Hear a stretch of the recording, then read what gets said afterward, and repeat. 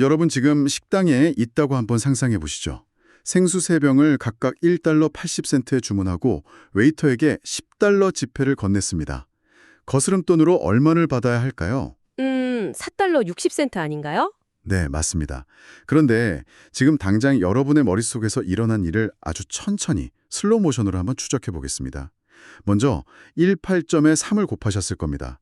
그럼 5.40이라는 임시 결과값이 나오죠?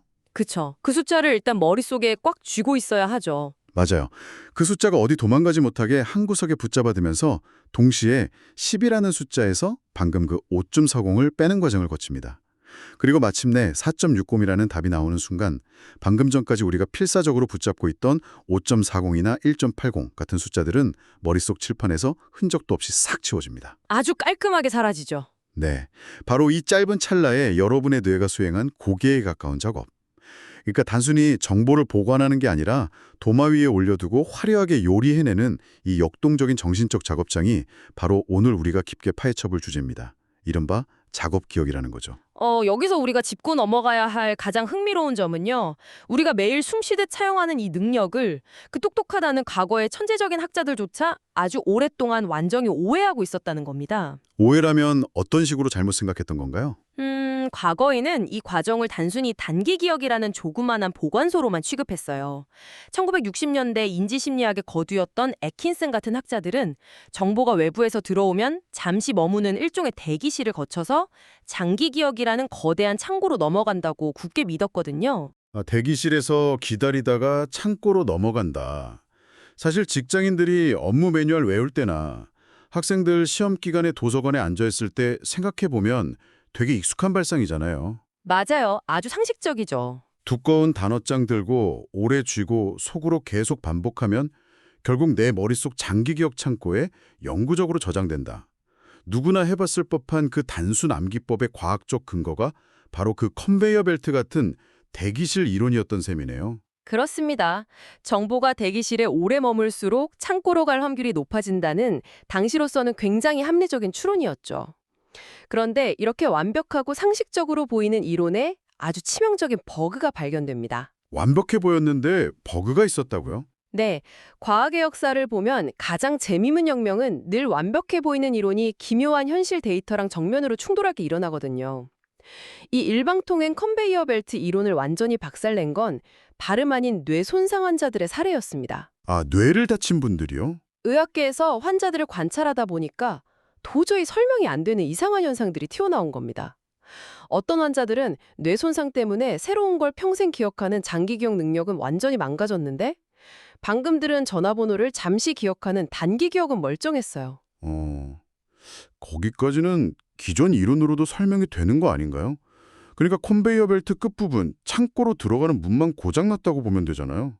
대기실까지는 잘 들어오는데 창고로만 못 가는 거잖아요. 정확합니다. 문제는 그 반대의 경우였어요. 방금 들은 숫자나 단어를 기억하는 단기 기억 테스트에서는 완전히 낙제점을 받는 환자들이 있었거든요. 대기실의 정보를 1초, 2초도 못 담아두는 상태였죠. 단기 기억이 아예 박살난 거네요. 네. 그런데 정말 놀랍게도 노환자들이 새로운 정보를 학습하고 그걸 장기 기억으로 넘기는 능력은 지극히 정상이었던 겁니다. 잠깐만요. 제 머릿속 그림이 갑자기 확 엉키는데요. 만약 애킨슨의 주장대로 단기 기억이 장기 기억으로 넘어가는 유일한 관문이자 필수적인 대기실이라면 대기실이 완전히 부서진 환자가 어떻게 새로운 지식을 장기 기억 창고로 보낼 수 있었던 거죠? 바로 그겁니다. 이건 마치 고속도로 진입 톨게이트가 완전히 박살나서 차가 한 대도 못 들어가는데 고속도로 위에는 차들이 쌩쌩 달리고 있는 셈이잖아요. 중간 과정을 건너뛰고 결과물이 나온 거네요. 아주 적절한 비유네요. 학계에서는 이런 현상을 이중헬이라고 부릅니다. 뇌 안에서 두 가지 기능이 완전히 독립적으로 작동한다는 걸 증명하는 강력한 증거죠. 만약 단기 기억이 장기 학습을 위한 필수 관문이었다면 단기 기억이 망가진 환자는 학습이나 인지 능력 전반에 걸쳐서 완전 파멸적인 장애를 겪었어야 마땅하거든요. 그렇겠네요. 대기실을 안 고치면 창고로 못 가니까. 하지만 현실의 환자들은 톨게이트가 망가져도 전혀 다른 샛길이나 다른 메커니즘을 통해서 정보를 학습하고 있었던 겁니다. 학자들 입장에서는 완전히 뒤통수를 맞은 기분이었겠죠. 아, 우리 뇌는 단순히 정보를 시간순으로 밀어내는 일방통행 벨트가 아니구나. 이걸 깨달은 겁니다. 단순히 머무는 시간만 가지고 단기, 장기 이렇게 나누는 것 자체가 우리 뇌의 그 복잡하고 역동적인 능력을 다 담아내지 못하는 낡은 프레임이었네요. 맞습니다. 그래서 1970년대에 바들리와 히치라는 두 인지심리학자가 등장해서 아예 새로운 판을 짜버립니다. 이분들은 기존의 그 단순한 통짜박스 모델이 틀렸다는 걸 증명하려고 사람들의 뇌를 아주 극한의 상황으로 몰아붙이는 교묘한 실험을 하나 고안했어요. 극한의 상황이요? 어떤 실험이었나요? 실험 참가자들한테 무작위로 배열된 6자리의 숫자를 끊임없이 속으로 외우게 했습니다. 48291로 이런 식으로요.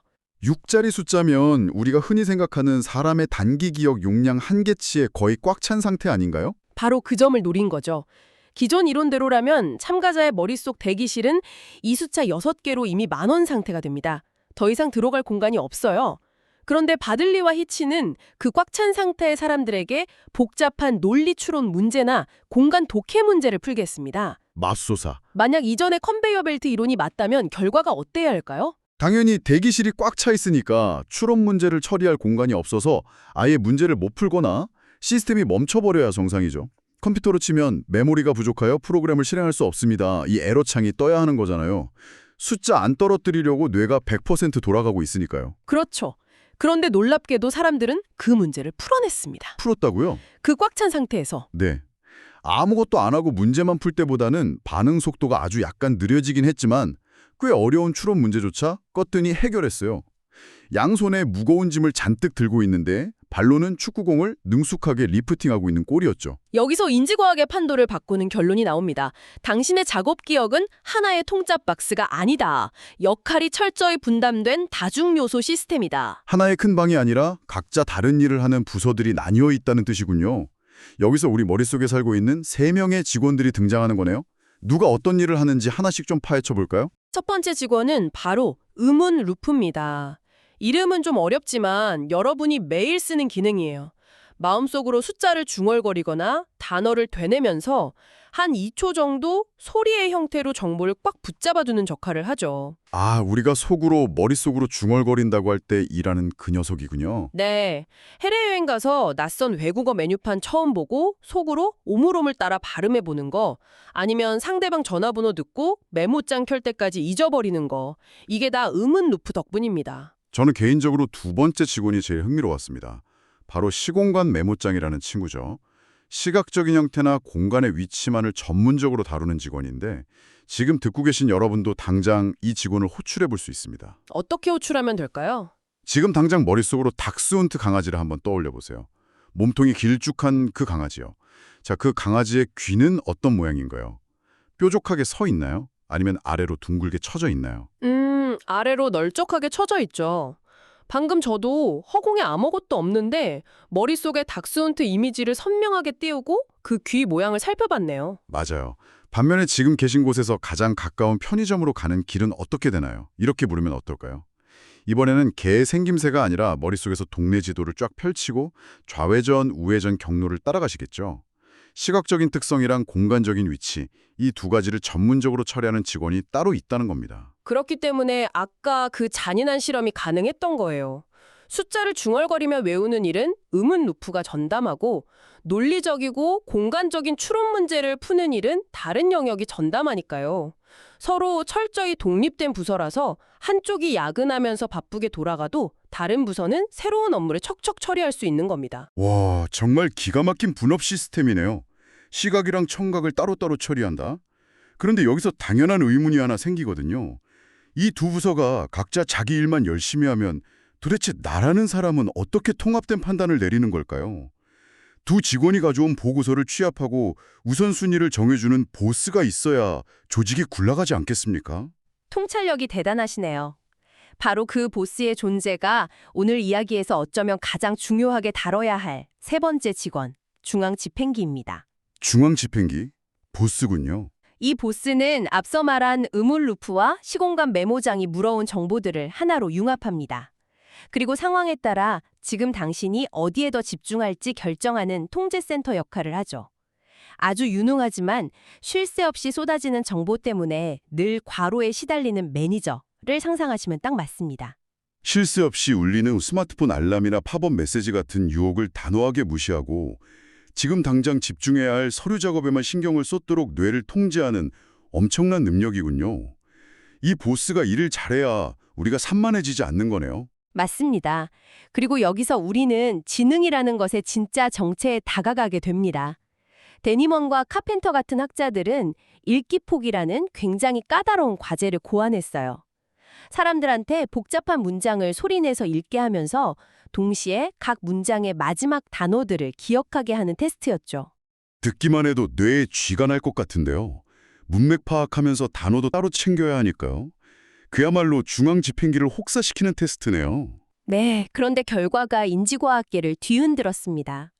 이 작업 기억 테스트에서 높은 점수를 받은 사람들이 낯선 텍스트에 대한 독해력은 물론이고 심지어 고차원적 인지 능력, 즉 유동적 지능에서도 압도적으로 높은 성취를 보인 겁니다. 그 얘기를 들으니까 우리가 평소에 하는 가장 흔하고 거대한 착각 하나가 떠오릅니다. 우리는 흔히 저 사람 참 머리가 좋다, 지능이 높다고 할 때 뇌 속 창고나 작업대 크기가 선천적으로 크다고 생각하잖아요. 비유하자면 일반인들은 USB 16기가짜리를 달고 태어났는데 천재들은 64기가나 128기가짜리 뇌를 달고 태어난 거다. 머릿속에 숫자를 남들보다 3개 더 담을 수 있어서 똑똑한 거다. 이렇게 생각하기 쉽죠. 네, 용량의 문제라고 생각하잖아요. 바로 그 지점이 오늘 우리가 완전히 깨부셔야 할 낡은 환상입니다. 최근에 fMRI 같은 첨단 뇌 영상 장비로 전두엽이 생각하는 장면을 실시간 동영상으로 찍어봤거든요. 여기서 장기 기억과 작업 기억의 질적인 차이가 극명하게 드러났습니다. 오, 어떻게 달랐나요? 장기 기억이 뉴런들 사이의 물리적인 연결을 새롭게 짓는 단단한 건축 작업이라면 작업 기억은 특정 뉴런 무리들이 지속적으로 불꽃을 튀기며 활성화되어 있는 아주 역동적이고 아슬아슬한 상태였습니다. 지속적으로 불꽃을 튀긴다는 표현이 확 와닿네요. 그러니까 단단한 돌에 글씨를 새기는 게 아니라 바람 부는 허허벌판에서 촛불이 꺼지지 않게 두 손으로 필사적으로 감싸지고 있는 모습에 가깝다는 거잖아요. 바람 한 번만 훅 불어도 꺼져버릴 수 있는데 내 의지로 억지로 유지하는 거네요. 완벽한 비유입니다. 학자들은 엠벡 과제 같은 복잡한 실험을 통해 이 불꽃이 언제 어떻게 타오르는지 관찰했습니다. 모니터에 알파벳이 하나씩 스쳐 지나갈 때 지금 나온 게 3단계 전이랑 똑같은가 이걸 끊임없이 판단해야 하는 지옥 같은 테스트죠.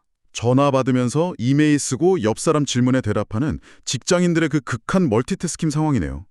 과거 정보 지우고 새롭게 업데이트하면서 비교를 해야 하니까요. 그 극한 상황에서 뇌를 분석해보니 충격적인 진실이 밝혀졌습니다. 인간의 지능을 결정짓는 진짜 핵심 능력은 얼마나 많은 아이템을 한 번에 바구니에 담을 수 있느냐, 이 용량의 문제가 아니었어요. 진짜 차이는 방해 공작과 산만함 속에서도 단 하나의 목표를 얼마나 강력하게 초점 안에 유지할 수 있느냐에서 벌어졌습니다. 바구니의 크기가 아니라 초점의 힘이군요. 그렇습니다. 끊임없이 치고 들어오는 쓸데없는 정보, 부적절한 충동을 무자비하게 억제하고 당연한 목표에만 전두엽의 불꽃을 집중시키는 능력. 결국 작업 기억은 물건을 쌓아두는 창고가 아니라 불필요한 화살들을 다 튕겨내고 오직 내가 지켜야 할 목표 하나만 사수하는 효율적인 방패에 더 가깝다는 겁니다. 와, 오늘 이야기는 정말 뒤통수를 여러 번 치는 반전의 연속이네요. 식당에서 거스름 돈 계산하는 일성에서 출발해서 전두엽 깊은 곳까지 내려왔습니다. 예전 학자들이 믿었던 대기실이나 컨베이어 벨트라는 환상을 깨부수고 머릿속 3명의 직원이 어떻게 춤을 추고 통제하는지 확인했죠. 가장 인상 깊었던 건 똑똑하다는 게 내 용량이 큰 게 아니라 방해물을 억제하고 목표를 사수하는 방패력에 있다는 사실이었습니다. 정보를 무식하게 때려 넣는 게 아니라 유려하게 통제하는 힘이죠. 자, 이 뇌의 비밀을 모두 살펴본 지금 마지막으로 청취자 여러분께 아주 도발적인 질문을 하나 던지고 싶습니다. 어떤 질문인가요?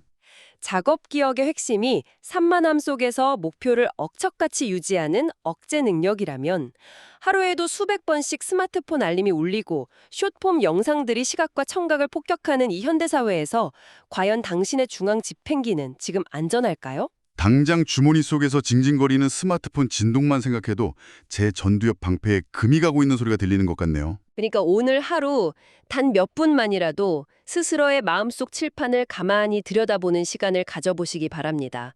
지금 당신의 전두엽에서 가장 뜨겁게 보호받아야 할 단 하나의 목표는 무엇입니까? 혹시 그 소중한 작업 기억의 무대를 당장 꺼져도 아무 지장 없는 값싼 자극들로 꽉 채우고 있지는 않은지 한번 생각해 보셨으면 합니다.